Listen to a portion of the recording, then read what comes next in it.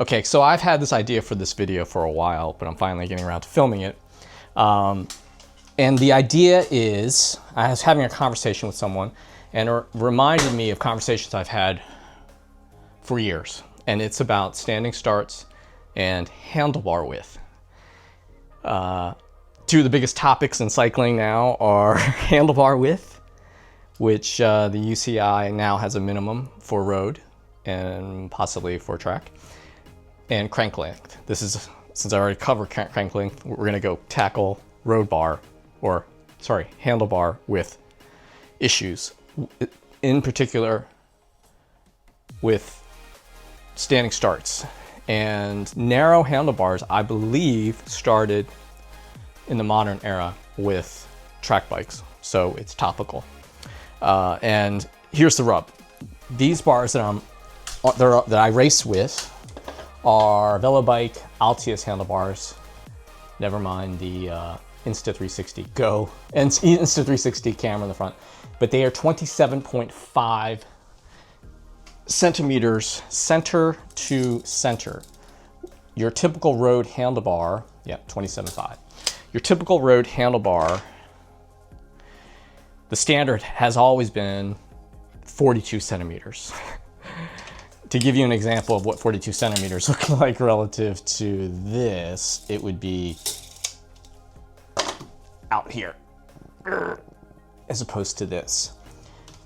Fortunately, road bike handlebars are getting narrower, but even so, OEM still, OEM meaning the original handlebars on bikes that are sold are 42 still and 40, but racers are now embracing 38s, 36s. And what their road racers are doing are tilting their hoods inward so they can get really, really narrow, close to basically this 27.5. But back to the track cycling part. A lot of guys didn't want to embrace narrow handlebars because they felt that when they got up to stand and sprint, that they didn't have a lot of leverage when it came to rocking the bike side to side to get to accelerate massively. That's true initially, but as someone who's a match sprinter and excels at punchy accelerations, I'm probably the poster child for explosive acceleration. And I find, even though I'm a short stature, I'm not that small of a guy as far as like shoulder width. I find narrow handlebars aren't an issue. And so in normal riding, normal racing, I think they're great. And one of the advantages of the narrow handlebar is you can assume this narrower position, but also squeeze through holes that you normally couldn't, that a 40 or 30, even a 36 handlebar would make it difficult. And speaking of 36, I'll be using this is a prop later. 36 is on the wide side now of a track handlebar. There's still dudes that are still riding 38s and 40s. This is a 36 compared to a 27.5. I mean, that's honestly just as chopperish as the 42s that I showed earlier. That much wider. But this is considered narrow. Now this is on a different plane. I love these handlebars. And back to the point of standing starts. So the most explosive of accelerations in track cycling is the standing start. And I like to consider an expert in it. And I was talking to this person recently, and someone else in the conversation said that they don't feel comfortable accelerating, rocking the bike. This was the statement, rocking the bike. And here's the rub with standing starts, and I believe I can speak to this because I consider myself an expert at it now. Rocking the bike when you accelerate, period, is inefficient.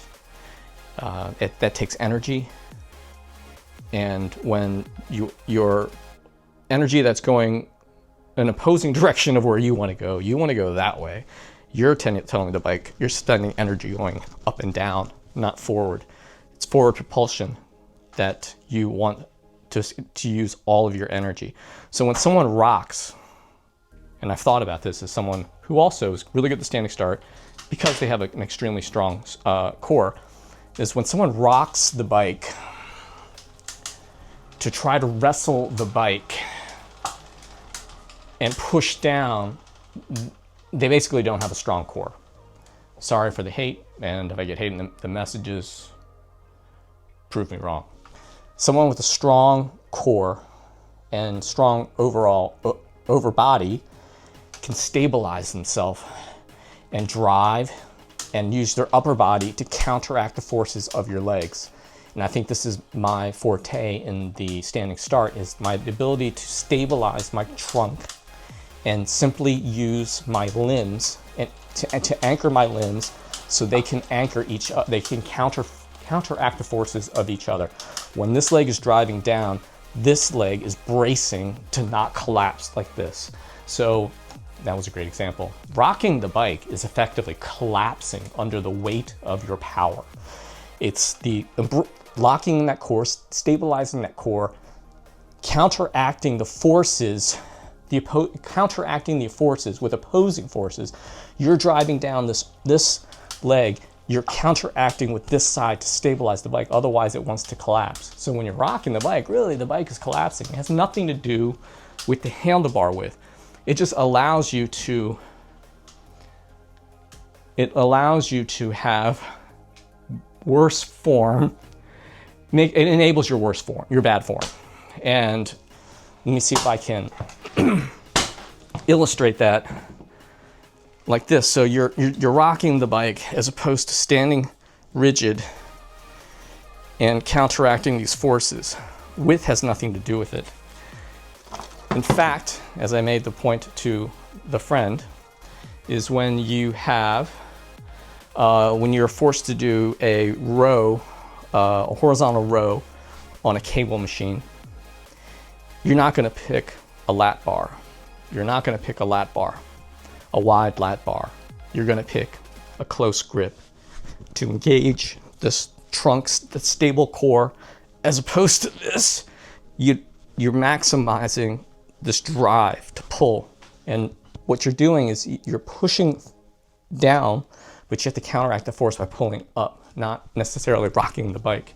And it's trying to keep that front end as still as possible. And the best example, if you don't believe me, is watch Ali Fielding, the former Man 1 starter for Team GB. I think everyone agrees in the world that he is the fastest. Why he's not Man 1 anymore, I'm not sure. I don't follow the gossip, but watching him start is a thing of absolute beauty. And the clips where you watch him go into turn 1, the bike doesn't rock. It stays still. He's resetting, driving the bike forward and backwards, but not side to side, because that's wasted energy. It's drive, drive, drive, drive, drive, drive, drive, counteract, counteract, counteract, counteract, going forward. So bar width really doesn't matter. So why would you go narrow? Well, it's because it's narrower is faster. It's more aerodynamic. Again, I highlight other things. You can fit through smaller holes, especially if you're in a match sprint and you're trying to fight for the pole position. But it's more aerodynamic. Because you can get narrower, that means you can now get longer. And with the relaxed 10 centimeter rule forward of the front axle, since you're now narrower, you can go longer out this way. But if you were wider, you can't go that way because you don't have that stability. But coming in narrower and going out longer is more aero because you can get down lower. And all of those benefits